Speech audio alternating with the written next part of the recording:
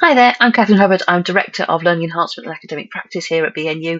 This video is just to give you some hints and tips of thinking about how you might use captured content within your courses. So we do have a captured content policy and we do expect that modules are using captured content. So what is captured content?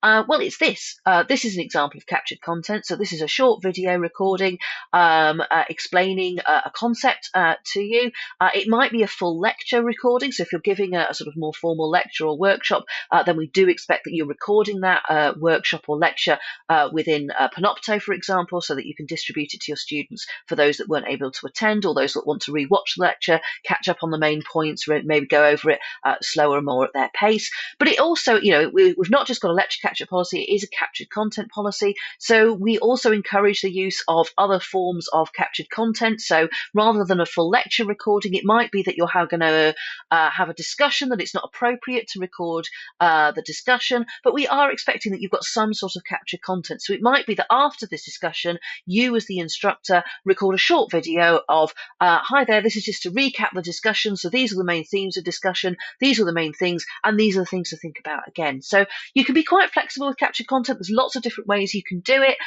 So you can use explainer videos. So if there's a key theory or principle that you maybe want to go through, that's a really good idea for captured content. It might just be a morale booster. Maybe your students are out on placement and you just want to send them a message of, hi there, know you're on placement. These are the sorts of things to be on placement.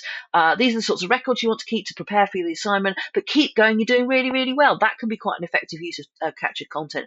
The really important thing with captured content is it's not just about the content. It's about the relationship that you're forming between you, yourself as the instructor, and your students. So you listening to this video, you're hearing my tone of voice, you're seeing my body language, and I'm able to explain and present a lot more information to you in this format than I would in a written document. So captured content is an opportunity to be really creative, actually, but it's also really important to build that rapport with your students. So it doesn't have to be super fancy. This video is just straight recorded in Panopto, but I think it is important that your videos are of a decent quality. So you'll notice that I've got reasonable lighting in my setup. There's nothing fancy, but I've made sure that you can see me clearly. I'm wearing professional clothing. I'm trying to speak in a calm and clear voice so that you can understand what I'm doing, but also so that the software can pick up what I'm saying in terms of subtitles and transcripts.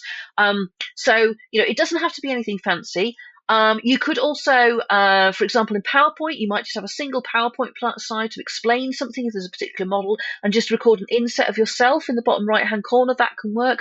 Or even just a narration. I think, some people are deeply uncomfortable with being on camera, and we do understand that. But, if you're really, really uncomfortable about your, being seen on camera, you can still record and voiceover, for example. So you might have a PowerPoint slide that you narrate. Your students will get a lot from that tone of voice, from that, the extended explanations you're able to do, and building up that sense of connection of you as an instructor. So there's loads of things that you can do with captured content. I think about the reusability of your content. So some things you want to be, this cohort are doing this week, and we've been quite in the moment. But things like explainer videos, think about recording them so that you can use them multiple times. So maybe it'll be useful on multiple modules, or you're planning to use it for multiple years. So think carefully about what you think is worth recording. So just as a reminder, if it is a sort of full taught session, a timetabled session, a lecture, or those sorts of things, it should be recorded as lecture capture, so that's there. But if your module is doing something a bit different, maybe you've got students on independent projects, they're out on placement, various different models, there's various different ways that you can use captured content. So we've produced some guidance for you, but hopefully that's been useful, not only as giving you some examples of what you might do with captured content, but just this is an example of captured content. This is the sort of style that we're looking for in what you produce for your students.